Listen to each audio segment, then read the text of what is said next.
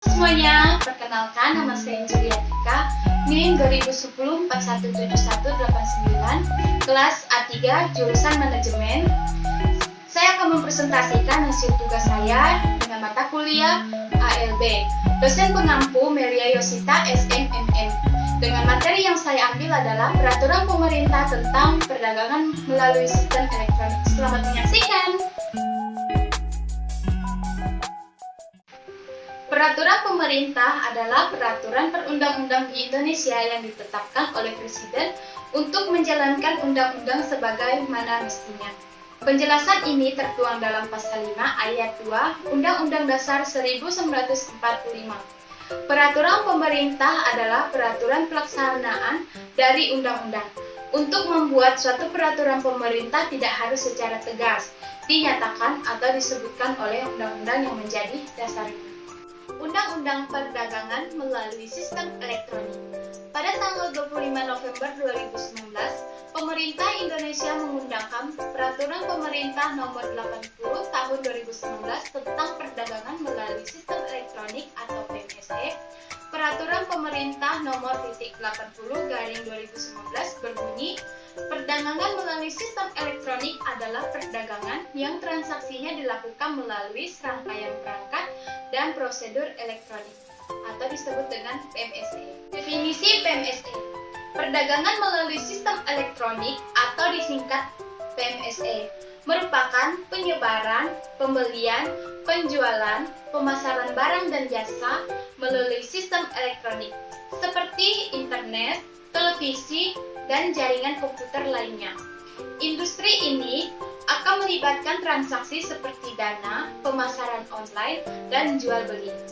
E-commerce adalah bagian dari e-business, di mana cakupannya lebih luas, tidak hanya sekedar perniagaan, tetapi mencakup juga penggabungan mitra bisnis, pelayanan nasabah, lowongan pekerjaan.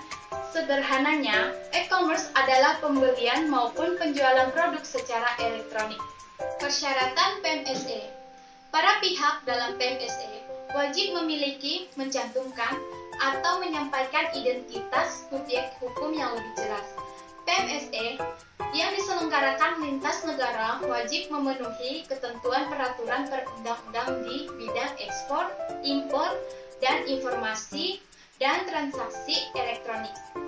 Pihak terkait: PMSE dapat dilakukan oleh pelaku usaha dalam negeri maupun luar negeri, konsumen, pribadi, dan instansi penyelenggara negara. Pelaku usaha terdiri atas pedagang, penyelenggara perdagangan melalui sistem elektronik atau PMSE operator, dan penyelenggara sarana perantara. Pelaku usaha domestik termasuk PMSE operator dapat berbentuk perseorangan atau badan usaha yang didirikan dan berdomisili di Indonesia. Sedangkan kualifikasi pelaku usaha asing harus memenuhi kriteria berupa jumlah transaksi, nilai transaksi, jumlah paket pengiriman, dan jumlah akses.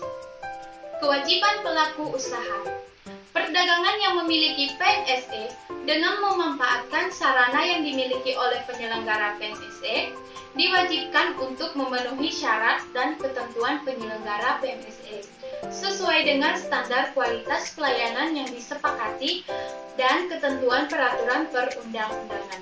Dalam melakukan kegiatan, penyelenggara PMSE berkewajiban untuk yang pertama, mengutamakan penggunaan nama domain tingkat tinggi Indonesia atau ID.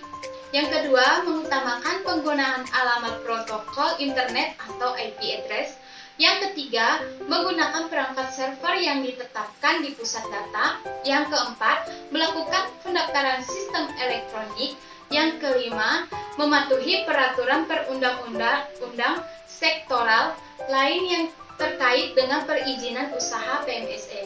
Data pribadi: pemilik data pribadi berhak untuk meminta penghapusan data pada sistem jika memiliki data pribadi bermaksud untuk keluar, berhenti berlangganan, atau berhenti menggunakan jasa dan sarana PMSE.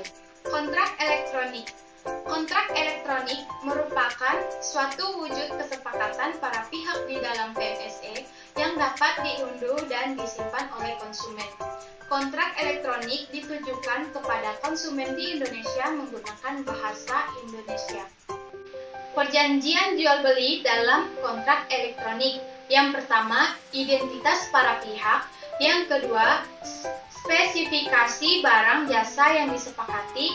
Yang ketiga, legalitas barang dan jasa. Yang keempat, nilai transaksi perdagangan. Yang kelima, persyaratan dan jangka waktu pembayaran. Yang keenam, prosedur pengembalian barang dan jasa dalam hal terjadi ketidaksesuaian antara barang dan jasa yang diterima dengan yang diperjanjikan. Pembayaran. Pembayaran dapat dilakukan secara elektronik melalui sistem perbankan atau sistem pembayaran lainnya. Penyelenggara PNSE dapat bekerja sama dengan penyelenggara sistem pembayaran. Pengiriman barang dan jasa. Dalam setiap pengiriman barang, pelaku usaha harus memastikan keamanan, kelayakan, kesesuaian, dan ketetapan waktu pengiriman barang dan jasa. Pengiriman barang dan jasa digital dianggap sah jika telah diterima secara penuh dan terbukti terpasang dengan baik dan beroperasi sesuai dengan petunjuk penggunaan teknis. Penukaran dan pembatalan.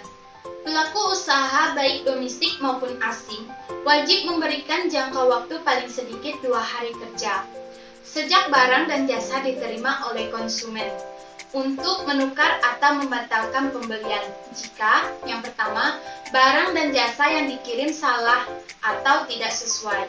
Yang kedua, jangka waktu aktual pengirim salah atau tidak sesuai. Yang ketiga, cacat tersembunyi, dan yang keempat, rusak atau kadaluarsa. Penyelesaian sengketa. Jika terjadi sengketa, para pihak dapat memilih forum penyelesaian sengketa baik melalui yang pertama, pengadilan, yang kedua, penyelesaian sengketa elektronik, dan yang ketiga, melalui Badan Penyelesaian Sengketa Konsumen. Jika sengketa mengandung unsur internasional, hukum yang berlaku didasarkan pada asas hukum perdata internasional. Demikian hasil presentasi saya. Jika ada kata yang salah, saya mohon